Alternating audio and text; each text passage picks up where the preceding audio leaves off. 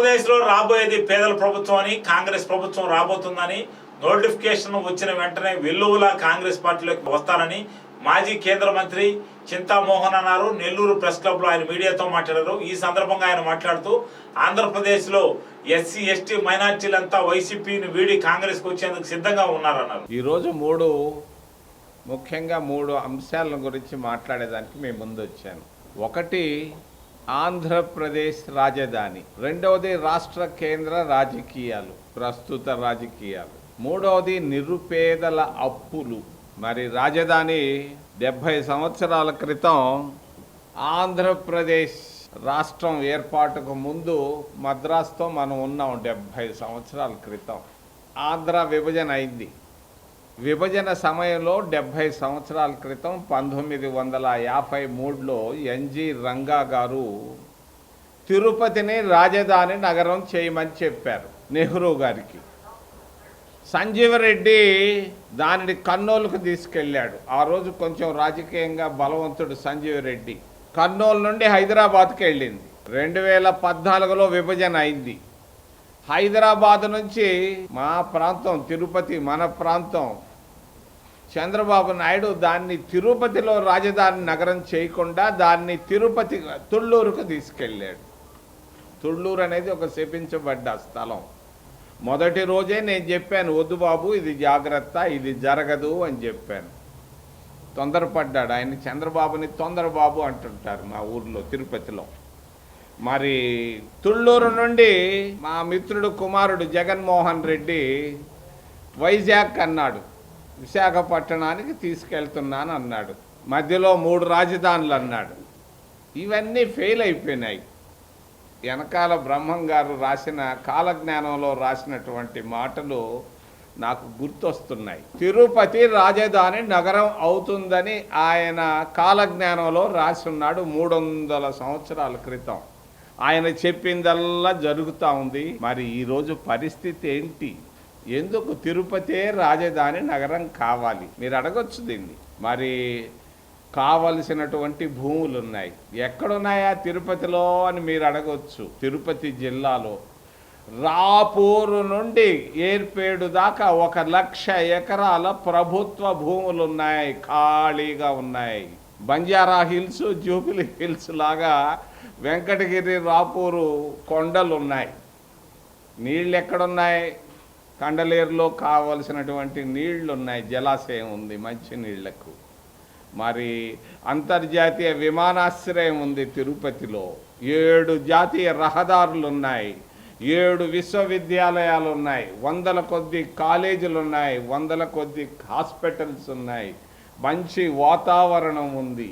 అటు పలనాడుకైనా, ఉత్తరాంధ్రకైనా, కోనసీమకైనా, రాయలసీమకైనా ఆమోదయోగ్యమైనటువంటి ప్రాంతం రాపూరు నుండి మరి ఏర్పేడు వరకు. ఇది ఆ రోజు బ్రహ్మం గారు చెప్పినటువంటి మాటలే ఈరోజు స్పష్టంగా కనిపిస్తున్నాయి. తిరుపతి రాజధాని నగరం అవుతుంది, అయి తీరుతుంది. దీన్ని ఎవ్వరూ ఆపలేరు.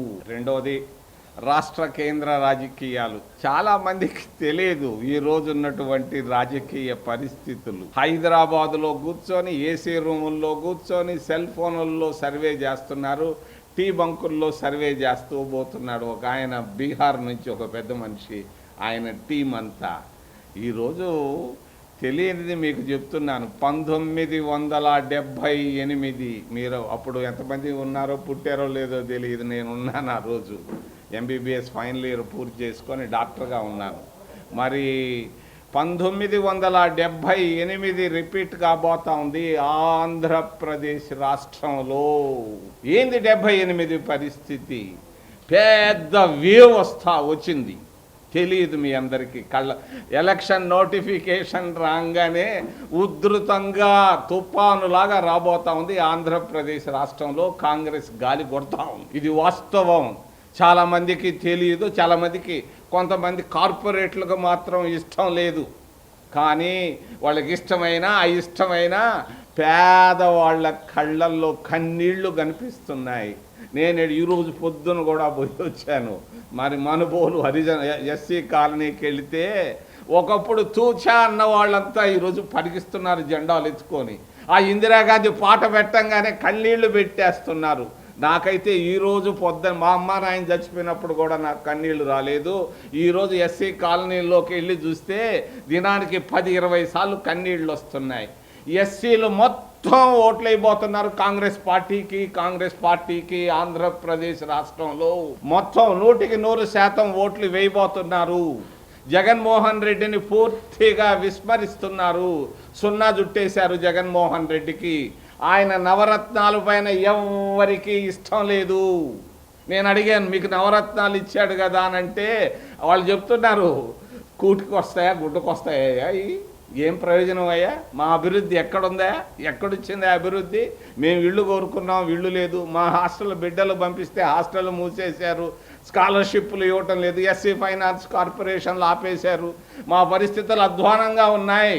మా ప్రభుత్వం అనేది లేదు ఈరోజు. గత 10 సంవత్సరాల్లో తెలుగుదేశం వాళ్ళు వచ్చినప్పుడు కూడా అది మా ప్రభుత్వం కాలేదు. మరి ఈయన వచ్చినప్పుడు కూడా ఇది అవుతుంది అనుకున్నాం, ఈ ప్రభుత్వం మాది కాలేదు. మా కాంగ్రెస్ ప్రభుత్వం మా ప్రభుత్వం కావాలని పేదవాళ్ళందరూ కోరుకుంటున్నారు ఈరోజు. ఇది వాస్తవం. తెలియదు. హైదరాబాదులో కూర్చొని సెల్ ఫోన్లో సర్వే చేసే వాళ్ళకి తెలియదు. 100% కాంగ్రెస్ పార్టీకి ఓట్లు అయిపోతున్నారు. ఇంకొక చిన్న విషయం తెలియజేస్తాను మీకు. మరి ఈరోజు ముస్లింలు 100% వేయబోతున్నారు. ఒకప్పుడు ఈ ముస్లింలు మాకు దువాలు చేసేవాళ్ళు కాదు, మీరు పోయి అడగండి. దువాలు చేస్తున్నారు కాంగ్రెస్ కావాలి రావాలని. ఒక్క నెల్లూరులోనే కాదు, మొత్తం భారతదేశం అంతా దువాలు చేస్తున్నారు కోట్లాది మంది. మాకు కాంగ్రెస్ పార్టీకి దళితులు వచ్చేశారు, మైనారిటీలు వచ్చేశారు. మార్పు విపరీతంగా కనిపిస్తూ ఉంది. మరి ప్రభుత్వ ఉద్యోగస్తులు టోటల్గా ఓటైపోతున్నారు కాంగ్రెస్ పార్టీకి. ప్రభుత్వ ఉపాధ్యాయులు కాంగ్రెస్ పార్టీకి ఓటైపోతున్నారు. సర్పంచ్లు అయిపోతున్నారు, అంగన్వాడీ వర్కర్లు వేయబోతున్నారు. అంతేకాదు విద్యావంతులు కూడా కోరుకుంటున్నారు కాంగ్రెస్ కాంగ్రెస్ కాంగ్రెస్ కాంగ్రెస్ అని. నేను నవ్వుకుంటున్నాను లోపల.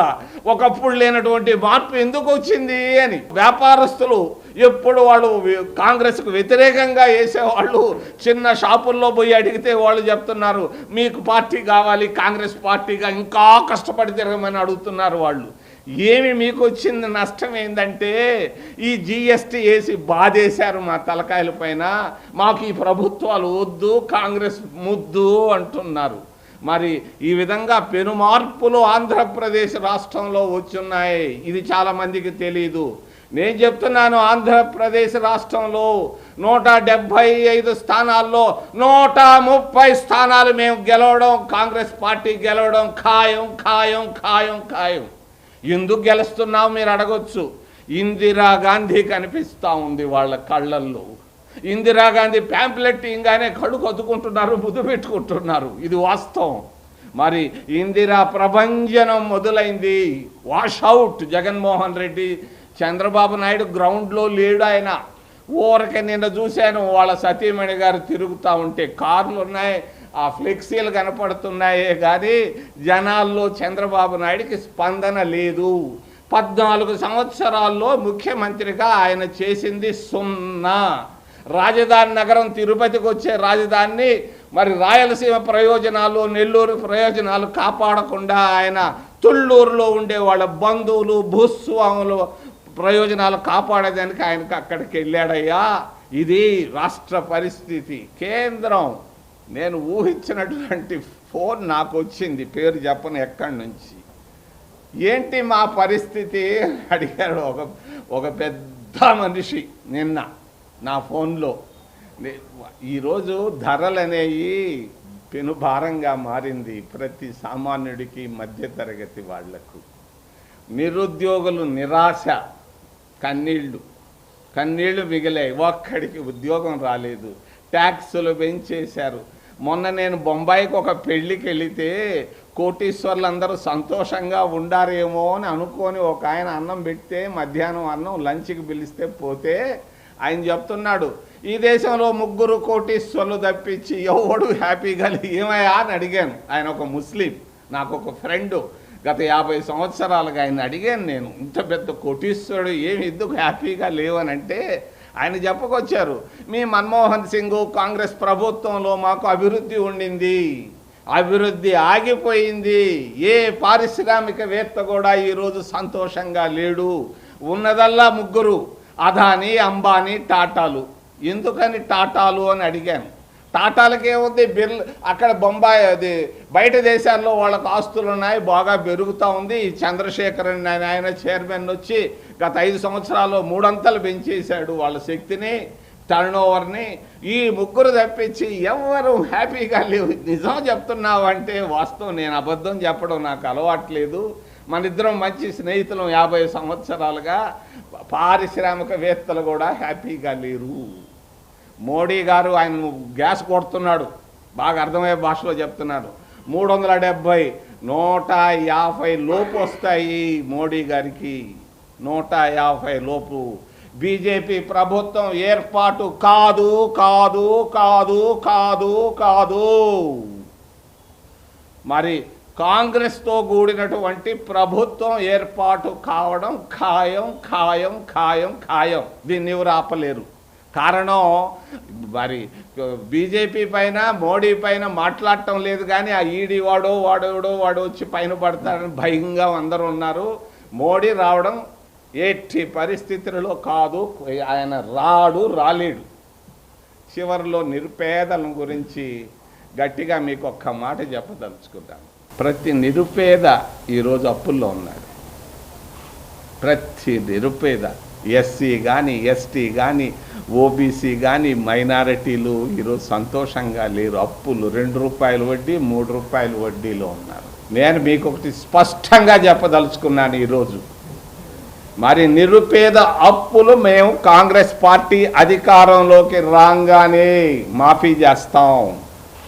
ప్రతి నిరుపేద అప్పుని మేము మాఫీ చేస్తాం. రైతులకు ఎలా మాఫీ చేశామో అదేవిధంగా 2 లక్షల లోపు ఉన్నటువంటి అప్పుల్ని మేము మాఫీ చేశాం రైతులకి. ఈరోజు ఎస్సీలు, ఎస్టీలు, ఓబీసీలు, మైనారిటీలు ఎవరైతే అప్పులు చేసి ఉన్నారో వాళ్ళ అప్పులు 2 లక్షల లోపు ఉన్నటువంటి అప్పుల్ని మేము మాఫీ చేస్తామని మీకు తెలియజేస్తూ, రాయలసీమ వాళ్ళకి ఏం మిగిలిన్నాయి? నెల్లూరు, రాయలసీమ 10 జిల్లాలు ఉన్నాయి. 26 జిల్లాల్లో ఏమి ఇస్తారు, ఏమి ఇచ్చారు, ఏమి ఇవ్వబోతున్నారు? నేను అడుగుతున్నాను ఖచ్చితంగా చంద్రబాబు నాయుడిని. ఏ తిరుపతి అంటున్నా, నీ వైఖరెడ్డి చంద్రబాబు దమ్ముంటే బయటకు వచ్చి చెప్పు. నేను జగన్మోహన్ రెడ్డిని అడుగుతున్నాను, నువ్వు కడపలో పుట్టావు, రాయలసీమ ప్రయోజనాలు నువ్వేం కాపాడావు, ఏం చేశావు రాయలసీమకి? నేను అంటున్నాను తిరుపతి రాజధాని అంటున్నాను. నువ్వు కాదనే దమ్ముంటే రా, బయటకు వచ్చి చెప్పు అని నేను అడుగుతున్నాను.